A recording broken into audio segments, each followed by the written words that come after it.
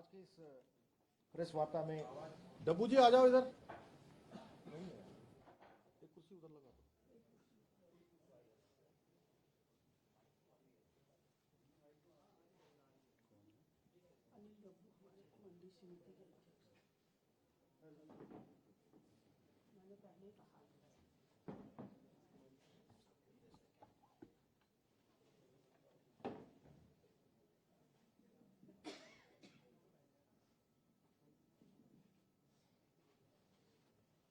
आज की इस प्रेस वार्ता में आप सभी को मैं माननीय मुख्यमंत्री जी की तरफ से और उनके कार्यालय की तरफ से स्वागत करता हूं। आज की प्रेस कॉन्फ्रेंस में मुख्य रूप से जमरानी बांध परियोजना जो बहुत समय से प्रतीक्षित थी, उसकी जो स्वीकृति भारत सरकार से मिली हुई है उसके बारे में मुख्य रूप से है। उसके साथ साथ जो लखवाड़ जल विद्युत परियोजना है वो भी बहुत लंबे समय से प्रदेश के लिए इसकी प्रतीक्षा थी। इन दो परियोजनाओं के बारे में और उससे प्रदेश को क्या लाभ प्राप्त होने वाला है ये माननीय मुख्यमंत्री जी के माध्यम से आपको अवगत कराएंगे। ऐसे रहना बुलंद। सभी का मैं मुख्य सेवक सदन में आप सभी का मैं अपनी ओर से स्वागत करता हूं। सबका आभार व्यक्त करता हूं कि आप सब लोग शॉर्ट नोटिस पर यहां पर पहुंचे हैं। बहुत सारे लोग पहले इसमें आ गए होंगे, लेकिन बहुत सारे लोग जो पहली बार आज यहां आए हैं, मैं उनका विशेष रूप से इस सदन में हृदय की गहराइयों से आपका अभिनंदन, स्वागत और धन्यवाद। जैसा अभी मीनाक्षी जी ने बताया कि जमरानी बांध परियोजना, जिसको 2 दिन पहले भारत सरकार की कैबिनेट कमेटी ने अपनी स्वीकृति प्रदान की है, निश्चित रूप से ये परियोजना बहुत लंबे समय से लंबित थी और लंबे समय से पूरे क्षेत्रवासियों को, तराई भावर के लोगों को और तराई भावर के साथ साथ उत्तर प्रदेश के भी बहुत सारे जिलों को इस योजना के स्वीकृत हो जाने से बहुत लाभ मिलने वाला है। जहां तराई भावर की हल्द्वानी, नैनीताल और उधम सिंह नगर के अलावा उत्तर प्रदेश के रामपुर समेत अनेकों जिलों को पेयजल और सिंचाई, इसके जो कमी है वो कमी समाप्त होगी, पूरी होगी। और ये योजना 1975 से अपनी स्वीकृति की इंतजार कर रही थी, स्वीकृति का लगातार प्रतीक्षा थी इसकी। और ये काम पिछले काफ़ी समय से हम लोग सभी लोग प्रयासरत थे। मैंने भी समय समय पर इसके लिए भारत सरकार में, जल शक्ति मंत्रालय में और माननीय प्रधानमंत्री जी के कार्यालय में, और अभी हाल ही में माननीय प्रधानमंत्री जी का जो पिथौरागढ़ का प्रवास हुआ, उस प्रवास के दौरान भी मैंने आदरणीय प्रधानमंत्री जी से अनुरोध किया कि इस तराई भावर की इस महत्वपूर्ण योजना को स्वीकृति प्रदान हो जाएगी तो निश्चित रूप से जो यहाँ की समस्या पेयजल और सिंचाई की है वो समाप्त होगी। इस योजना के स्वीकृत होने से जहाँ पेयजल की समस्या समाप्त होगी, सिंचाई की भी और फसलों के लिए, किसानों को भी इसके लिए बड़ा लाभ होने वाला है। साथ में विद्युत उत्पादन भी इस योजना से होगा। मैं सबसे पहले तो आदरणीय प्रधानमंत्री जी का देवभूमि उत्तराखंड की जनता की ओर से, सभी की ओर से बहुत उनका मैं धन्यवाद करता हूं कि उन्होंने लंबे समय से रुकी हुई इस योजना को स्वीकृति प्रदान की है। और जल शक्ति मंत्रालय को भी, चूँकि उसके मंत्री गजेंद्र सिंह शेखावत जी को भी, उन्होंने भी समय समय पर निश्चित रूप से जो काफ़ी इसमें अड़चनें थी, उन अड़चनों को दूर करने में हमारा सहयोग दिया है और अड़चनों को दूर करके इस योजना के राह को प्रशस्त किया है। इसके साथ साथ वन एवं पर्यावरण मंत्रालय श्री भूपेंद्र यादव जी को भी, उनका भी धन्यवाद करता हूं, और सभी अधिकारीगणों का, और हमारे जो इस काम में लगे हुए थे जनप्रतिनिधि, जिन्होंने लंबे समय से इस मांग को उठाया था, उन सभी का मैं धन्यवाद करता हूं। हमारे नैनीताल लोकसभा क्षेत्र के सांसद और भारत सरकार के मंत्री श्री अजय भट्ट जी का भी, और सभी लोगों का, हमारे विधायकों का, वहां के जनप्रतिनिधियों का, पूर्व में जो क्षेत्र के जिन्होंने प्रतिनिधित्व किया है उनका भी इसमें योगदान रहा है। श्री कोश्यारी जी का भी काफी उन्होंने जमरानी बांध को आगे बढ़ाने में और समय समय पर इसको करने में काफी अपनी भूमिका की है, उनका भी मैं धन्यवाद करता हूं। और ये उत्तराखंड के जनपद नैनीताल में काठगोदाम से 10 किलोमीटर अपस्ट्रीम में गोला नदी पर जमरानी बांध 150.60 मीटर ऊंचाई पर प्रस्तावित है और इससे 1.5 लाख हेक्टेयर कृषि योग्य भूमि की सिंचाई होगी और हल्द्वानी शहर को जो वार्षिक 12 MCM पेयजल उपलब्ध कराए जाने के साथ साथ 63 मिलियन यूनिट जल विद्युत उत्पादन का भी इसमें प्रावधान रखा गया है। 14 मेगावाट जो बिजली होगी और इसके लिए जो भारत सरकार ने धनराशि का जो प्रावधान किया है वो 1730 करोड़ रुपए की स्वीकृति PMKSY में 90% इसमें भारत सरकार का है और 10% राज्यांश है, मतलब कि 90% केंद्रांश और 10% राज्यांश के अंतर्गत ये योजना प्रस्तावित है।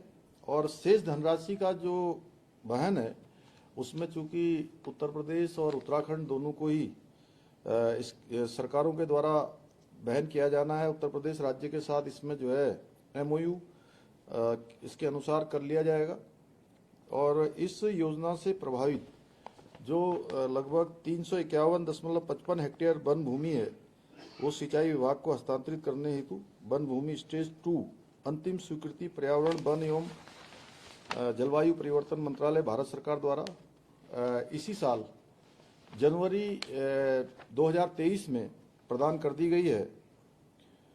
और इससे प्रस्तावित जो बांध निर्माण का काम है वो आसानी से हो जाएगा और परियोजना से जो प्रभावित परिवार हैं उनके विस्थापन हेतु पराग फार्म की जो प्रस्तावित 300 एकड़ भूमि है उसका प्रस्ताव हमने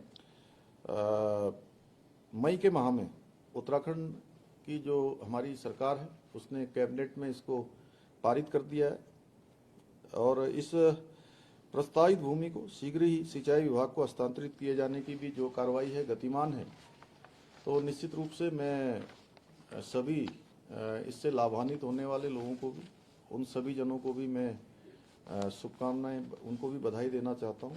एक बार फिर से प्रधानमंत्री जी का धन्यवाद कि वो जब भी उत्तराखंड आते हैं तो निश्चित रूप से, वैसे तो उनका आना हमेशा से हम लोगों के लिए एक बहुत ही उत्सव जैसा होता है, एक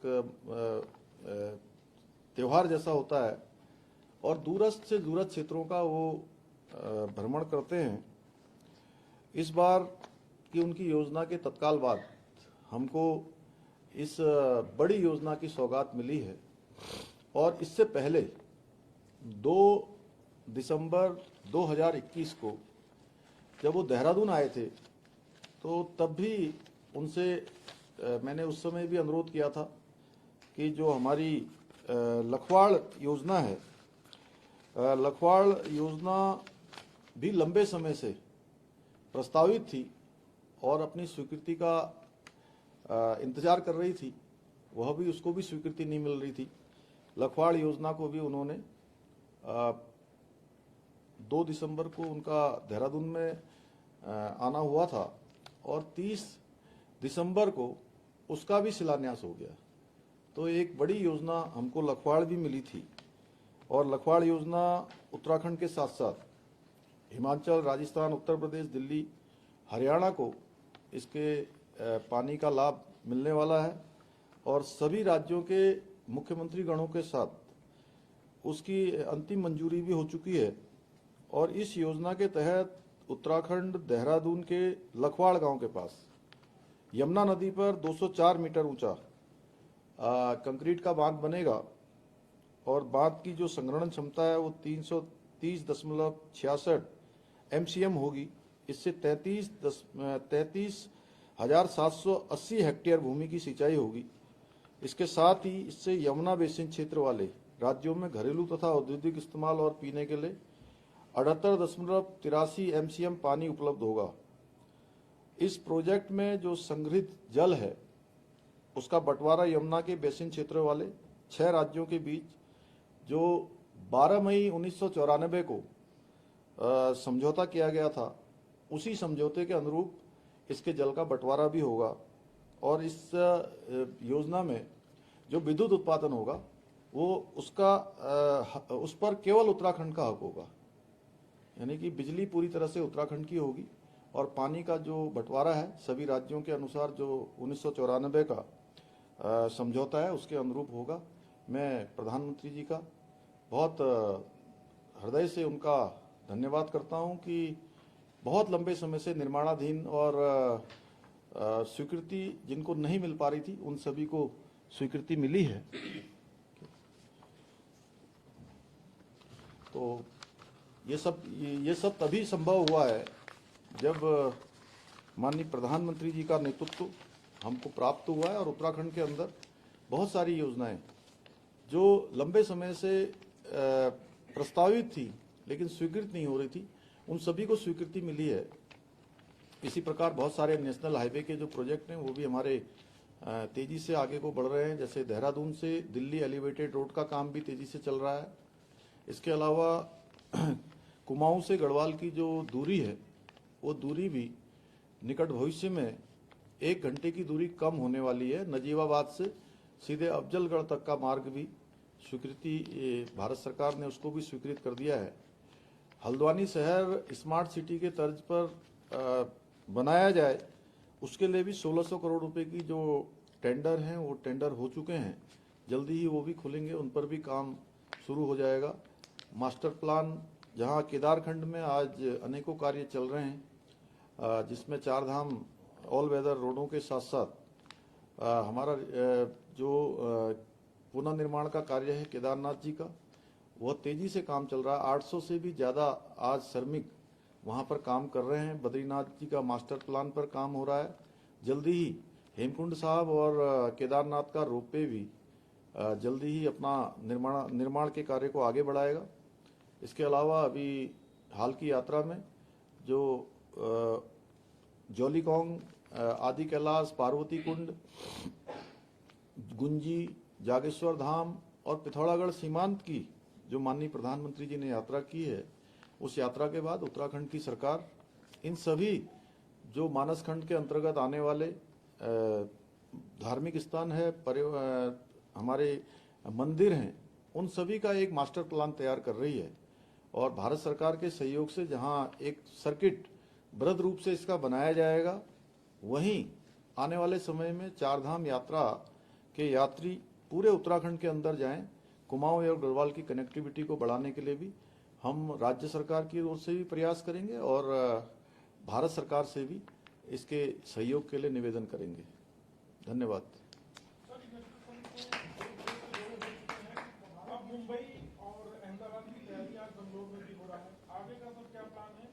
और अब स्थानीय जो स्थापित उद्योग है उत्तराखंड में उनके साथ ही 22 और 24 तारीख को 2 बड़ी बैठकें हैं, ताकि वो भी अपना प्लान बढ़ा करें, क्योंकि कई प्रस्ताव उद्योग विभाग को मिले। देखिए, एक तो मैं बताना चाहता हूं कि 2018 में इन्वेस्टर समिट राज्य के अंदर हुई थी। उस समिट में भी बहुत सारे प्रस्ताव और बहुत सारे MOU उस समय हुए थे। उसमें से बहुत सारे लोगों से हम लोग कांटेक्ट कर रहे हैं और इस दौरान जो हमने उसी काम को आगे बढ़ाया, उसमें इंग्लैंड, आबू धाबी और दुबई, दिल्ली और मद्रास, इन शहरों में सभी निवेशकों से और उद्योग समूह के लोगों से मिलना हुआ था, सबसे बातचीत की है। सभी से बात करने के बाद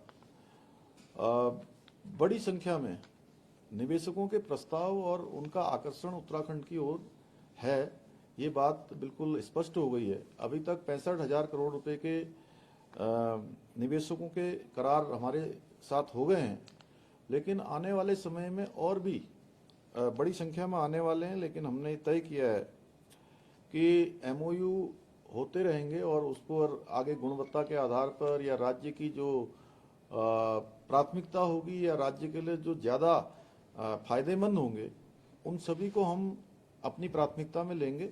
लेकिन उसकी ग्राउंडिंग ठीक से हो, उसके लिए हम प्रयास कर रहे हैं कि पहले ही जिस दिन हमारा इन्वेस्टर समिट का आयोजन होगा, जो कार्यक्रम हमारा 8 और 9 दिसंबर को प्रस्तावित है, उससे पहले हमारा प्रयास है कि उसकी एक अच्छी ग्राउंडिंग पहले ही हम कर लें। उस दिशा में हम काम कर रहे हैं और खुशी की बात यह है कि पूरे देश दुनिया के अंदर धीरे धीरे उत्तराखंड की बात जा रही है। उत्तराखंड की जो यहाँ पर कानून व्यवस्था से लेकर जो हमारे यहाँ का एटमॉस्फेयर है, जो श्रमिक वर्ग और प्रबंधन वर्ग के बीच बहुत ज़्यादा जो क्लैश नहीं है, और एक यहाँ की जलवायु से लेकर पर्यावरण, यहाँ का शुद्ध आबो हवा पूरे विश्व के लोगों को, देश के लोगों को आकर्षित कर रही है। उसमें उन सब लोगों को जहाँ वो लोग आना चाहते हैं, हमारा भी ये प्रयास है कि उनके लिए अच्छी योजनाओं का थोड़ा मैं कहूँ कि लिबरल जिनको योजनाओं को बनाना, नए पॉलिसीज को लाना, वो सब काम हमने किया है। एक लैंड बैंक भी तैयार किया है और ज़रूरत पड़ने पर आगे भी हम लोग जो इन्वेस्टर हैं उनके बहुत सारे सुझाव भी हमको प्राप्त हो रहे हैं। कुछ स्थानों पर हेली सेवा अभी हेली सेवा देने के लिए, और देहरादून में आज लगभग 37 फ्लाइटें पूरे देश के अंदर से प्रमुख शहरों से यहाँ से जाती हैं। कुछ शहर अभी छूटे हुए हैं, उनको भी हम लोगों ने आगे निकट भविष्य में उन शहरों को भी जोड़ना है। और दुबई और अबू धाबी में जब हम लोगों से मिले थे तो लोगों ने एक अपनी ये बात भी हमको सुझाव के रूप में दी थी कि अगर अंतर्राष्ट्रीय उड़ान देहरादून से या पंतनगर से होगी तो और देश दुनिया के लोग आएंगे। तो उस दिशा में भी हम काम कर रहे हैं। हमने भारत सरकार को भी इसका निवेदन किया है कि जल्दी ही जो है हमारी जो हवाई सेवाएं हैं उनको भी उच्चीकृत किया जाए।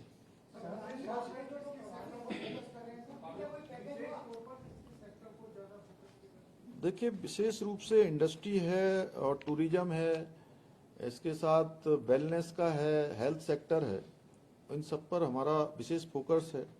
बाकी एडवेंचर टूरिज्म भी काफ़ी लोगों ने जो है उसको प्राथमिकता से कहा है कि हम काम करना चाहते हैं। हेल्थ के सेक्टर में कैंसर जैसी बीमारियों से इलाज के लिए लोग यहाँ पर आना चाहते हैं। और विभिन्न क्षेत्र हैं, अलग अलग सेक्टरों में, चूंकि हमारे यहाँ पर फार्मा का भी बहुत बड़ा सेक्टर है, ऑटोमोबाइल्स का भी बड़ा हब है, बड़ी बड़ी कंपनियां पहले से काम कर रही है। एक सुदीप ने पहले प्रश्न पूछा था कि पुराने वाले जो हमारे यहाँ पर इंडस्ट्री लगी हुई है उसमें से भी हमको जो है एक बड़ी संख्या, मतलब मैं समझता हूँ कि 10 से 15 हजार करोड़ रुपए का एक्सपेंशन जो पुरानी जो इंडस्ट्री हमारे पहले से एग्जिस्टिंग इंडस्ट्री है वो भी अपने को एक्सपेंड कर रही हैं। और हमने कुछ नियमों में भी और पॉलिसी में भी कुछ जो शिथिलीकरण किया है, लिबरल जो बनाया है, उसमें उनके जो अंदर का जो एरिया होता है, क्या बोलते हैं उस एरिया को जिसके अंदर फैक्ट्री लगी होती है, वो ग्राउंड कवरेज एरिया, उसको भी हमने थोड़ा जो है उसमें भी हमने थोड़ा ढील दी है कि जितनी जरूरी है उसके अलावा वो अपने यूज में ले सकते हैं।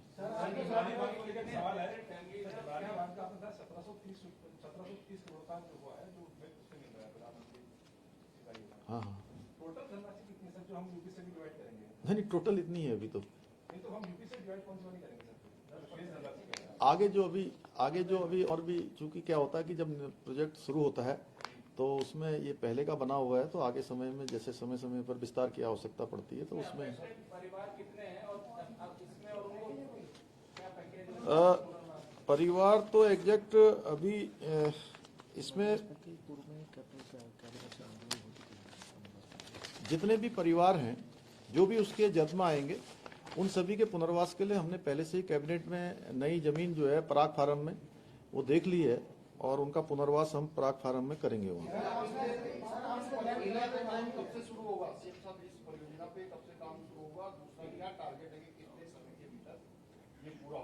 नहीं, हमारा प्रयास होगा कि जो भी अब अन्य औपचारिकताएं हैं वो जल्दी से जल्दी पूरी हों और जल्दी से जल्दी उसका भूमि पूजन होकर उस पर काम को प्रारंभ किया जाए।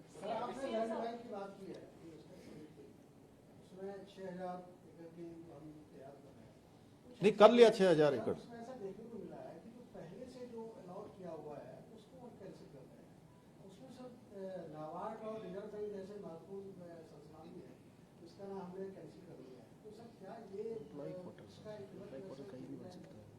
नहीं, देखिए ऐसा है कि जो इंडस्ट्री के लिए उपयुक्त स्थान है और रेजिडेंशियल जो कोई क्वार्टर बनाने हैं या हमारे कर्मचारियों के, अधिकारियों के अगर आवास बनने हैं तो वो प्राथमिकता के आधार पर भी कहाँ पर अच्छे आवास बन सकते हैं, कहाँ पर इंडस्ट्री लग सकती है, उसकी दोनों की जो कैटेगरी है उसके आधार पर तय कर रहे हैं। हाँ, निश्चित रूप से वो तो सरकार की व्यवस्था है कि अगर सरकारी क्वार्टर कहीं पर बनने हैं तो अगली जगह पर बनेंगे, तो निश्चित उसमें कोई प्रधानमंत्री मोदी जी ने बहुत सारे सौगात दिए, तो क्या माने सारे सौगात आपके कार्यकाल में दिए, आपने प्रभावित होकर दिए सौगात? देखिए ऐसा है, मैं प्रधानमंत्री जी का फिर से धन्यवाद करना चाहता हूं कि उनका उत्तराखंड से बहुत लगाव है और उन्होंने अनेक अवसरों पर कहा है कि उत्तराखंड से मेरा कर्म वर्म का रिश्ता है। तो उत्तराखंड में उनके बनने के बाद आप देखते होंगे 4 धाम ऑल वेदर रोडें बनी हैं, भारतमाला श्रृंखला की रोडें बनी हैं, हमारे यहाँ पर एम्स का संचालन शुरू हुआ है, ऋषिकेश कर्णप्रयाग रेल लाइन का काम शुरू हुआ है, दूरस्थ क्षेत्रों को वाइब्रेंट विलेज के रूप में बढ़ाया गया है, केदारनाथ, बद्रीनाथ मास्टर प्लान और पुनर्निर्माण के काम हुए हैं, हमारे यहाँ पर रोपवे की योजनाएं आई हैं, नया एम्स एक उधम सिंह नगर में बना है, देहरादून हो चाहे अन्य शहर हो या हवाई सेवाएं हो, सबको अपग्रेड हुआ है, देहरादून का हवाई अड्डा अपग्रेड हुआ है।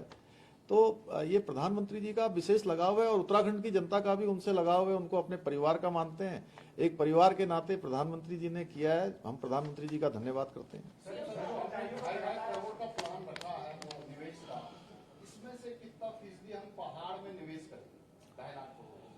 देखिए जो बड़ी इंडस्ट्री हैं उनके लिए तो चूंकि लैंड बैंक जो चाहिए वो हमारा 4 जिलों में उपलब्ध है, लेकिन हमारी प्राथमिकता है कि जो लोग जो इंडस्ट्री भी पहाड़ों में जाएंगी, जो पहाड़ों में पर्यटन के रूप में, एडवेंचर टूरिज्म के रूप में, हेल्थ वेलनेस के क्षेत्र में, उन सभी को प्राथमिकता देंगे और हमारा भी प्रयास है कि अधिक से अधिक इंडस्ट्री जो है केवल हमारे 4 जिलों के अलावा पहाड़ों में भी जाए। उसके लिए हम जिलाधिकारियों के साथ भी जल्दी ही बैठक भी करने वाले हैं। उन सभी को हमने पहले से ही ये प्रस्ताव भेजा हुआ है कि अपने अपने यहाँ पर क्या संभावना पर उनके यहाँ काम हो सकता है वो हमको दें। मेरा सवाल ये है कि पेपर लीक मामला एक ऐसा मामला था जिसपे सरकार ने एक स्ट्रॉन्ग एक्शन लिया और उसके बाद पूरे देश भर में सरकार की तारीफ भी हुई, लेकिन जो अधिकारी थे, चाहे हम सचिव की ही बात कर ले, उनके खिलाफ भी एक्शन लिया गया और उनको भी हटाया गया, लेकिन अभी तक इतना लंबा समय हो चुका है, अब क्या स्टेप सरकार लेने जा रही है, क्योंकि न कोई ठोस प्रूफ मिल पा रहा है और न अभी तक बहाली हो पा रही, तो इस मामले में आगे सरकार क्या सोच रही है? देखिए जो भी हम फैसला लेंगे वो बिना किसी भेदभाव के, निष्पक्षता के आधार पर, पारदर्शिता के आधार पर, जो राज्य के हित में होगा, यहाँ के हमारे बेटे बेटियों के, हमारे भाई बहनों के हित में होगा। अभी तक हमने वो सारे फैसले लिए हैं जो राज्य के हित में है, हमारे भाई बहनों के हित में है और आगे भी हम उसी दिशा में आगे बढ़ेंगे। देर हो सकती है लेकिन हमारी मंशा पर किसी प्रकार का कोई वो नहीं है। हम बिल्कुल पारदर्शिता के आधार पर, निष्पक्षता के आधार पर इस पर काम करेंगे। भ्रष्टाचार के खिलाफ आप लगातार कार्रवाई कर रहे हैं। उद्यान विभाग में का मामला सामने आया, भाजपा विधायक का नाम भी सामने आया ऑर्डर में। अब तो माननीय न्यायालय में मामला है, जो भी माननीय न्यायालय को उस पर चूंकि अपना फैसला एक दे चुकी है और आगे जो भी आएगा, चूंकि माननीय न्यायालय के जो आदेश होंगे उसके आधार पर कार्रवाई होगी। एक सवाल है सर, पार्टी हाईकमान को लेकर हमको 3 राज्यों के विधानसभा चुनाव के लिए समय मांगा, 3 राज्यों के, तो कब कोई डेट आपने तय की है कि नहीं, वो एक्चुअली में इन्वेस्टर समिट होने के कारण से चूंकि मैं अभी तत्काल नहीं जा सकता था, इसके बाद अहमदाबाद और मुंबई का है, लेकिन मैंने पार्टी को अपना जो उन्होंने 5 दिन का समय कहा था कि एक कार्यकर्ता के रूप में मैं मध्य प्रदेश, छत्तीसगढ़ और राजस्थान में देना है, तो अपना कार्यक्रम में दे दूंगा। पार्टी जहां भी उपयोग समझेगी वहां पर भेजा जाएगा। इन्वेस्टर समिट को लेकर के सरकार बहुत तेजी से काम कर रही है, लेकिन हमने देखा है साल 2017 से लेकर अब तक जो डिस्ट्रिक्ट में जो डीआईयू के जो ऑफिसर हैं वो मुख्यालय में बैठे हुए हैं, डिस्ट्रिक्ट इंडस्ट्री जो ऑफिसर हैं वो वहाँ पर बैठ ही नहीं रहे हैं। एक कर्मचारियों के बलबूते पर वो पूरा का पूरा कार्यालय चल रहा है। बहुत अच्छा प्रश्न आपने पूछा और ये इन्वेस्टर समिट इसीलिए हो रही है कि जो भी कमियां हैं, जो भी निवेश नहीं आ पाया है, उस पर भी हम लोग पुनः निरीक्षण उसका करेंगे, पुनः अवलोकन करेंगे कि आखिर कहाँ पर हमारे स्तर पर कमी है। क्योंकि पहले से भी जब हम आज इन्वेस्टर समिट में जा रहे थे तो उससे पहले भी जो हमको सुझाव मिले थे कि भाई आपके नियम थोड़ा और अच्छे होने चाहिए, कुछ नए नियम होने चाहिए, नई पॉलिसीज होनी चाहिए, उन सभी को हमने किया है। आपने ये भी अच्छा सुझाव दिया है, मीनाक्षी जी यहाँ पर बैठे हैं, नोडल अधिकारी हैं, तत्काल इस पर कार्रवाई करेंगे। सर एक सवाल है, जमरानी और लद्दाख के अलावा भी कम से कम 10 ऐसे पावर प्रोजेक्ट होंगे या उससे ज्यादा ही होंगे जो गंगा वैली और अलकनंदा के हैं, जिसको कि सुप्रीम कोर्ट की कमेटी ने भी शायद क्लियरेंस ऑलमोस्ट दे ही दिया है, लेकिन उसके बावजूद भी अभी तक केंद्र सरकार ने शायद उस पर अपनी कोई वो नहीं दिखाया है कि मतलब उसको चालू करवाया जाए। उस दिशा में सरकार क्या कर रही है?